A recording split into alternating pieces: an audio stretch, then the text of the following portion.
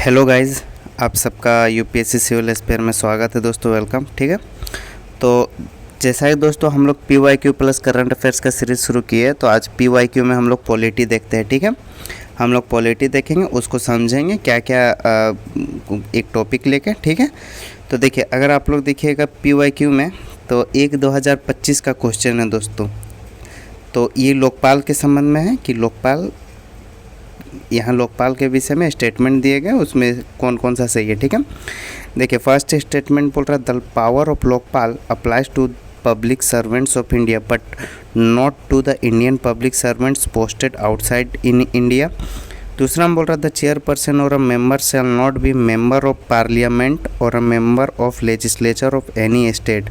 बोल रहा है कि इसका जो चेयरपर्सन है वो कहीं का मेंबर नहीं होना चाहिए, ना ही एमपी होना चाहिए और ना ही एमएलए होना चाहिए। ठीक है, और यूनियन टेरिटरी का भी नहीं होना चाहिए।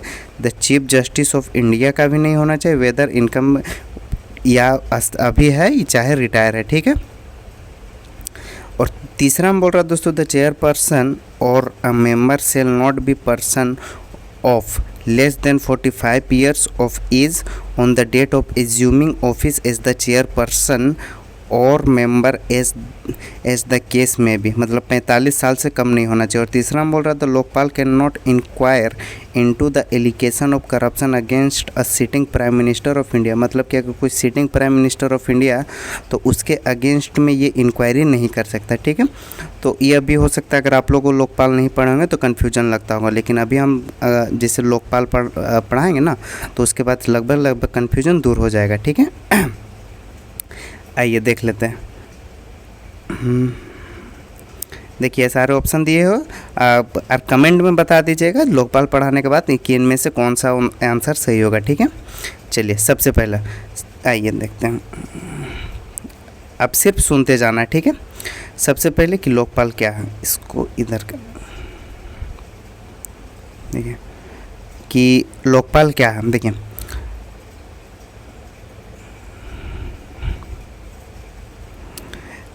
Lokpal is a central anti corruption authority created under the Lokpal and Lokayukta act 2013। देखिए ये एक सेंट्रल का एंटी करप्शन अथॉरिटी है। ठीक है, जो कि बनाया गया है जो कि करप्शन के खिलाफ एक्शन लेने के लिए। ठीक है, 2013 में। ठीक है, it investigates corruption allegation against the prime minister with limits union minister MP central official mainly through CBI CBC ensuring accountability in governance.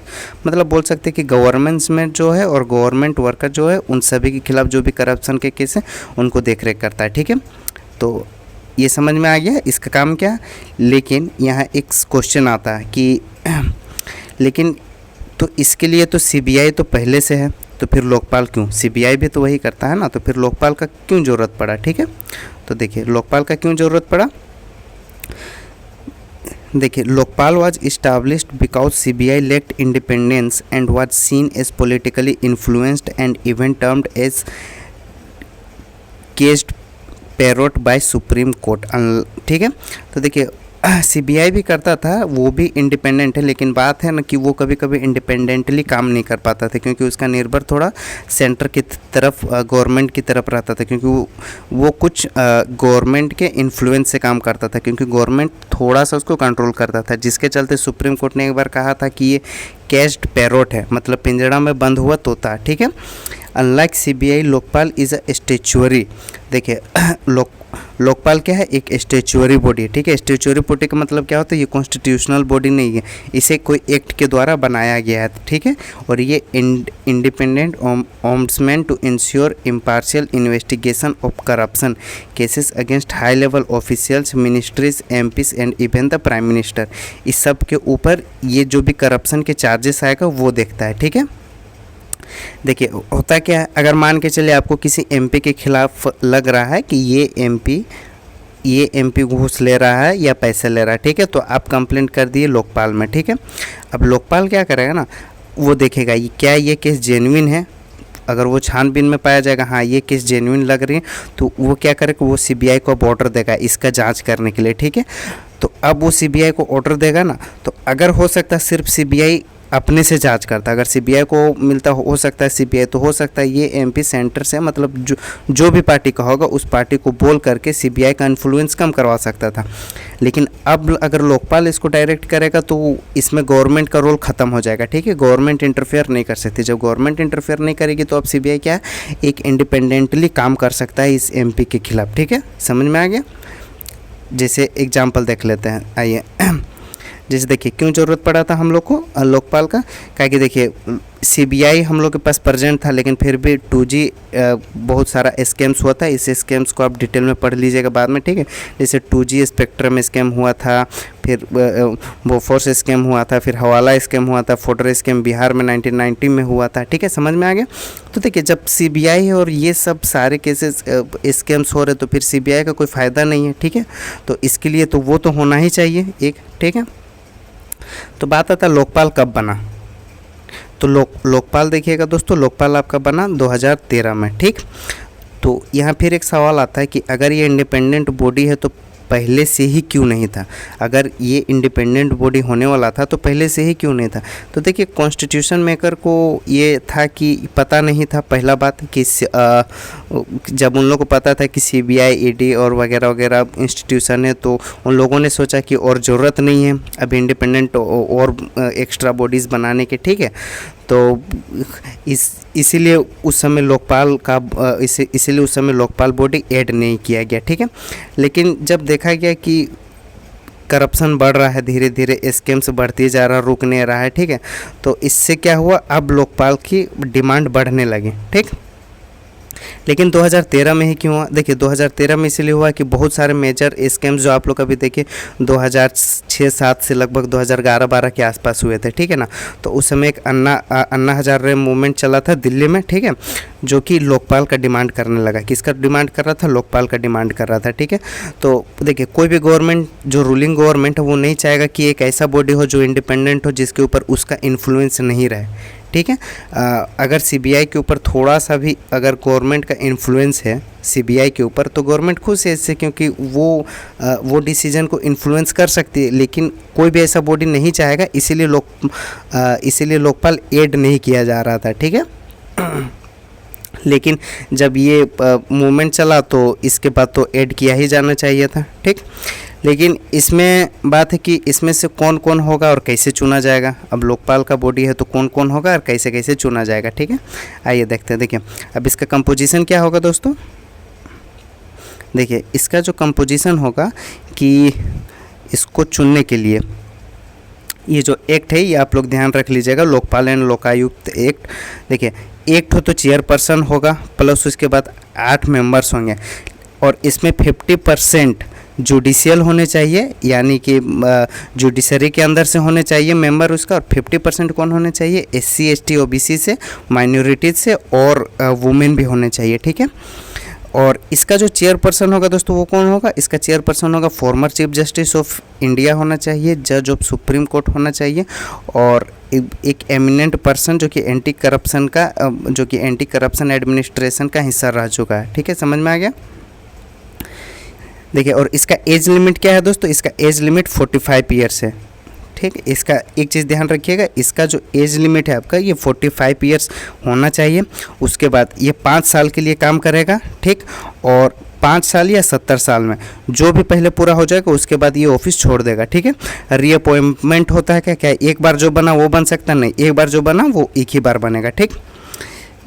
लेकिन देखिए अब यहाँ पे क्या है, अब यहाँ बोल रहा है कि लेकिन इन सबको चुनेगा कौन, मतलब इन सबको चुनता कौन है, ठीक है। इन सबको चुनने वाला कमेटी कौन है।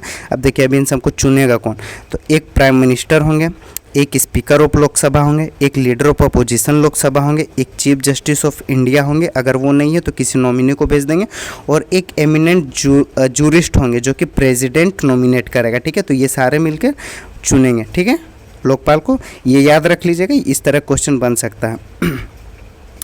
अब बात है कि इसका पावर क्या होगा, ये जो लोकपाल बन गया अब इसका पावर क्या होगा, ये क्या कर सकता है। तो देखिए ये करप्शन के खिलाफ इन्वेस्टिगेट कर सकता है, प्राइम मिनिस्टर तक को भी ये इन्वेस्टिगेट कर सकता है। लेकिन कौन कौन से ये मैटर ज़रूर याद रख लीजिएगा कि कौन कौन से मैटर में नहीं कर सकता है, कि अगर इंटरनेशनल रिलेशन का कोई मैटर हो गया, सिक्योरिटी का हो गया, एटॉमिक एनर्जी का हो गया, या पब्लिक ऑर्डर हो गया, ठीक है, तो ये इन सब में नहीं कर सकता। और किसी किसी ये कर सकता है, यूनियन मिनिस्टर को कर सकता है, ठीक है, मेंबर ऑफ पार्लियामेंट को कर सकता है, मेंबर ऑफ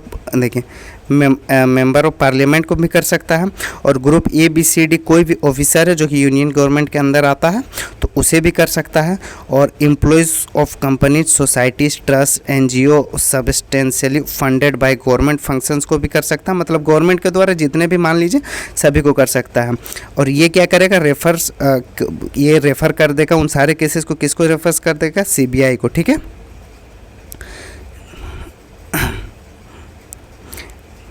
ठीक है, अब यहाँ एक चीज़ आता है दोस्तों। अच्छा, एक चीज़ इसमें और एक चीज़ ध्यान रख लीजिएगा कि ना, कि ये अगर कोई इंडिया के आउटसाइड अगर कोई आउटसाइड भी है तो उसे भी इन्वेस्टिगेट कर सकता है। अगर इंडिया का जो ऑफिशियल्स बाहर रह रहा तो उसे भी ये कर सकता है, ठीक है।